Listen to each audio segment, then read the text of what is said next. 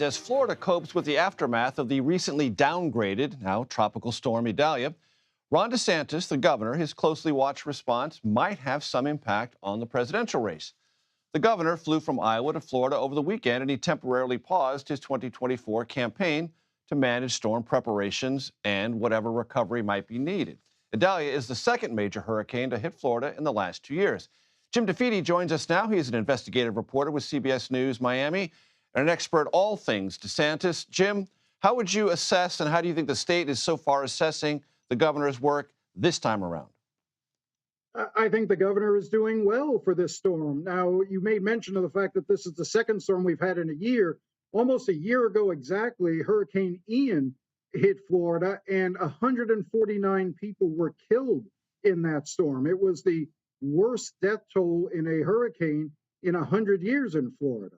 And one of the issues that was raised a year ago was whether or not the governor and other leaders really hammered home the idea that people needed to evacuate. I think this time what you heard from the governor was far more emphasis on the idea of getting people out, getting people to evacuate. Much sterner this time around in calling for an evacuation and being insistent about it than it was a year ago. And I think we're going to see a far lower loss of life, if not even very large numbers in terms of loss of life in this storm. Granted, it hit an area of the state that is not heavily populated, but still, I think the idea of getting people out he would get good marks for that. And that idea, Jim, of more forcefully urging and being emphatic about the imperative of evacuations, that was also echoed by local officials. So it was in some ways harmonized, that message? It was.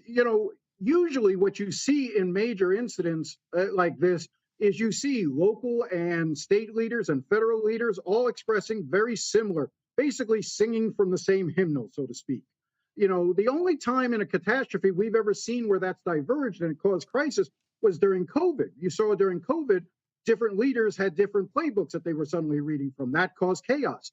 In a hurricane, you need to be all on the same page, and I think that's what we saw this time around.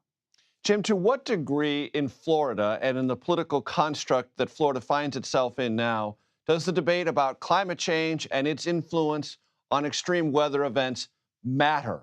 Is it even relevant right now? Is it part of the ongoing back and forth between the two parties or not at all? No, I think it definitely is. I think you saw that in that first Republican debate. I mean, they tried to ask Ron DeSantis a question when it came to whether or not the effects that man has on changing climate.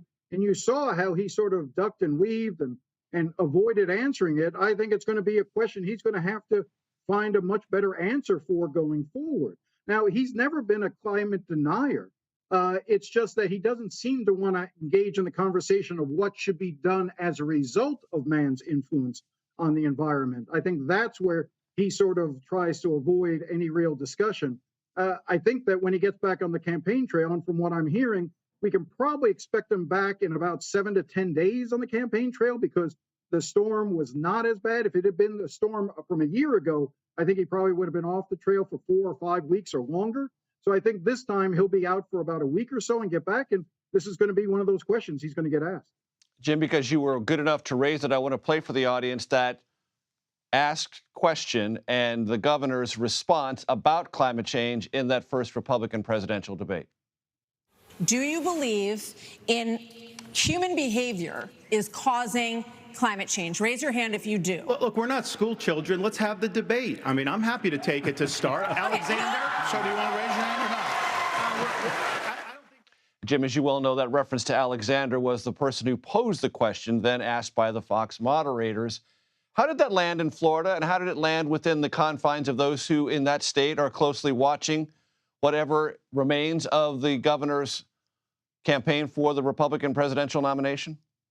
Well, I think what landed was the idea that after saying, let's have the debate, he then didn't really address the question. He never answered Alexander's question, as it were. And I think that made note. Look, one of the reasons why this storm was as intense as it is and why we're seeing more and more intense storms is because of the water off the Atlantic and in the Gulf of Mexico is much warmer. We're seeing some of the highest temperatures of the water around the area. That is the fuel that creates these monster storms. So addressing why the why the temperature of the waters in the Gulf and in the Atlantic Ocean are rising seems relevant to Florida, not just on that level, but also for water level rise. We're seeing that all over, up and down the coast. I mean, that's going to be the greatest threat to the Florida Keys in the near future, is going to be sea level rise. And that's going to be an issue across the state. And so I do think it resonates here. I'm just not sure that it gets as much attention as it needs. But every time there's a storm, just like every time there's a school shooting, we talk about gun control. And every time there's a storm, we'll talk about climate change. But whether or not something happens, we'll have to wait and see. With powerful perspective always, Jim DeFede, thank you so much. Thank you.